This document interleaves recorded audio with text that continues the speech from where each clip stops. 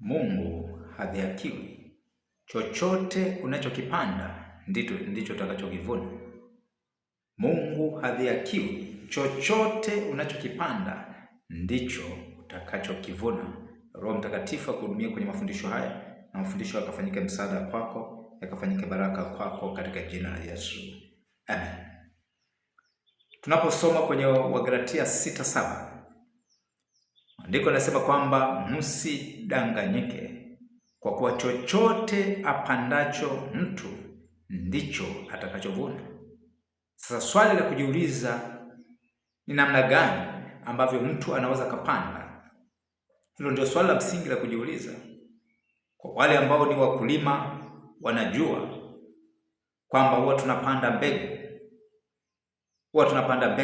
Unalima shamba lako, utapanda kama ni mbegu za mahindi, mbegu za maharage, mbegu za alizeti, mbegu za karanga, utapanda.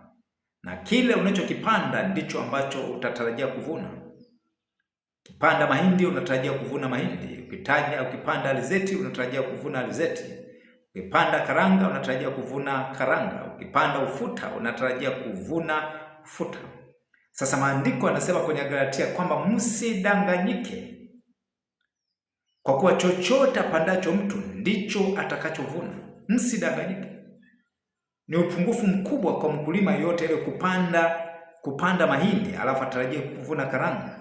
Ataonekana kwamba ni taila. Ataonekana kwamba ni taila. Kwa Mungu alikwambia kwamba msidanganyike. Chochote apandacho mtu ndicho atakachovuna.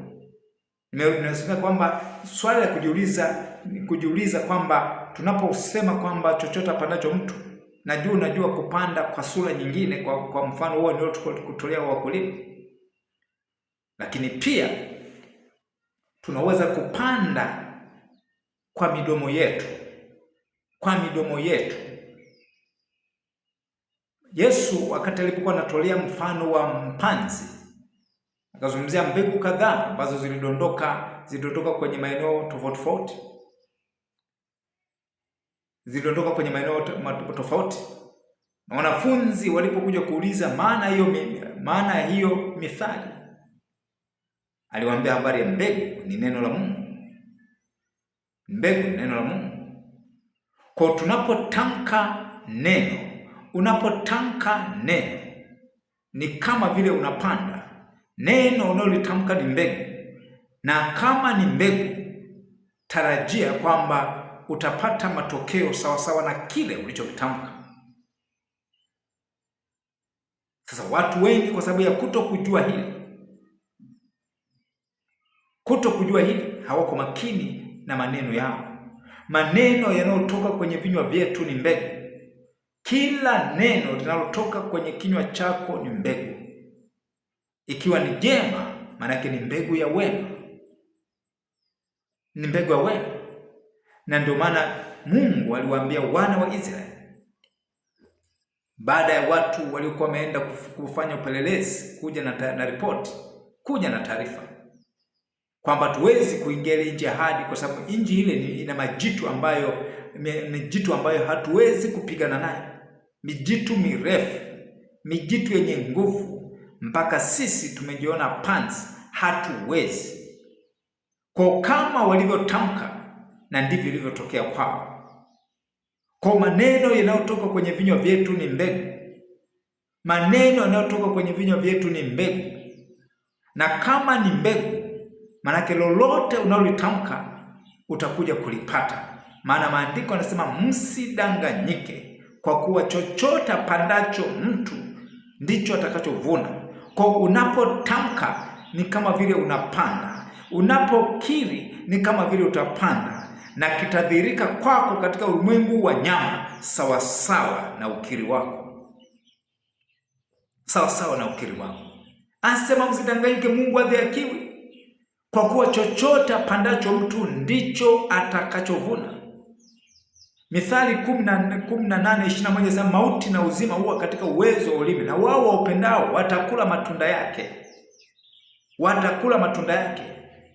Kwa maana kwa tafsiri nyingine, manako hicho wanachokitamka kwa ulimi wao, kwa vinywa vyao, watakuja kuvuna, watakuja kupata sawasawa na unavyotamka.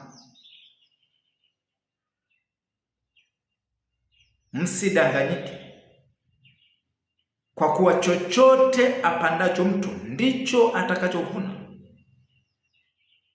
Ndicho atakachovuna. Maneno tunayotamka ni mbegu, ni mbegu. Na kama ilivyo mbegu za kawaida kwamba mbegu inajizaga yenyewe. Kama ni mbegu ya mahindi, tazama mahindi. Unajitamkia nini? Ni maneno gani ambayo yanatoka kwenye vinywa vyao, kwenye kinywa chako? Usidanganyike. Maneno unayotamka ndiyo yatakayoonekana kwenye maisha yako, ndiyo yatakayotawala maisha yako, ndiyo yatakayoamua maisha yako yaweje, iwe ni kwenye uchumi, iwe ni kwenye afya. Maneno unayotamka ndiyo yatakayoamua wewe afya yako iweje. Mauti na uzima wao katika uwezo, na wao wapendao watakula matunda yake. Ni matunda gani ambayo natamani kuyala? Ni mavuno gani ambayo natamani kuyavuna? Kitakachoamua aina mavuno utakayovuna ni maneno yako. Maneno unayotamka ni mbegu. Maneno unayotamka ni mbegu, na itakuwa kwako sawasawa na yale uliyotamka. Itakuwa kwako sawasawa na yale unayoakiri. Mungu hadhihakiwi. Unachokipanda ndicho tunachokivuna. Unachokitamka ndicho kitakachotokea kwenye maisha yako. Unachokikiri ndicho kitakachoonekana kwenye maisha yako. Unachokipanda kwa watoto wako ndicho utakachokiona kwa watoto wako. Unachokitamka kwa kwenye biashara yako ndicho utakachokiona kwenye biashara yako. Mungu hadhihakiwi.